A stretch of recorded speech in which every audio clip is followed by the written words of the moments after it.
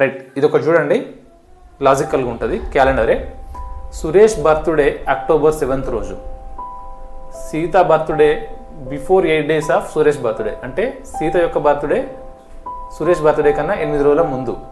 ఆ సంవత్సరంలో independence day Sunday అయితే సీత బర్త్డే ఎప్పుడు అంటున్నారు. ఓకేనా, చూద్దాం.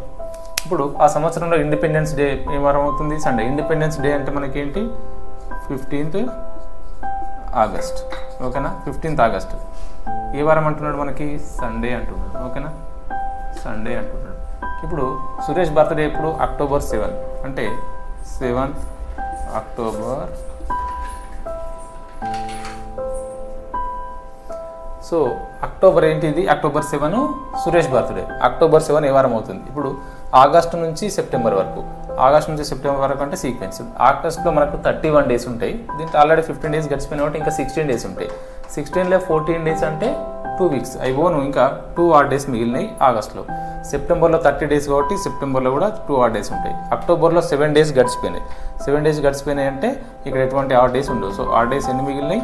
4 మిగిలినాయి. అంటే సండే నుంచి +4 days చేస్తే ఆన్సర్ వస్తుంది. సండే నుంచి +4 days. ఓకేనా, మండే, ట్యూస్డే, వెడ్నెస్డే, థర్స్డే. ఈ థర్స్డే ఎవరి birthday? Suresh birthday. Suresh birthday Thursday. Suresh birthday ఇప్పుడు థర్స్డే.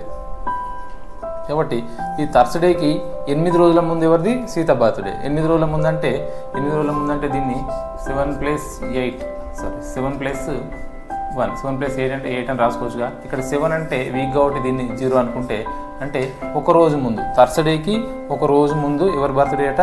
సీత బర్త్డే. కాబట్టి ఏ వారం అవుతుంది? వెడ్నెస్డే అవుతుంది. సీత బర్త్డే ఎప్పుడు మనకి? వెడ్నెస్డే అవుతుంది. ఏంటి సీత బర్త్డే ఏంటి? వెడ్నెస్డే అవుతుంది. ఓకే,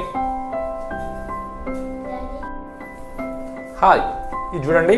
నెక్స్ట్ January 6, 2020 సాటర్డే అయితే 31st December 2020 ఏ వారం అవుతుంది? ఇక్కడ 2020 అనేది లీప్ ఇయర్ కాబట్టి దీంట్లో 366 రోజులు ఉంటాయి.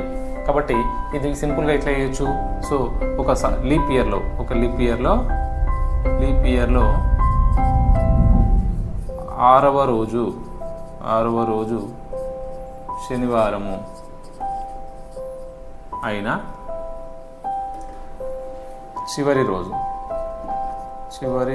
రోజు అంటే మనకేంటి? లీప్ ఇయర్ కాబట్టి 366 రోజులు. ఏ వారం? అవునా, ఏ వారం. రైట్, ఇక్కడ చూడండి 6th డే ఏమైంది? మనకి సాటర్డే అయింది. మనకేం కావాలి?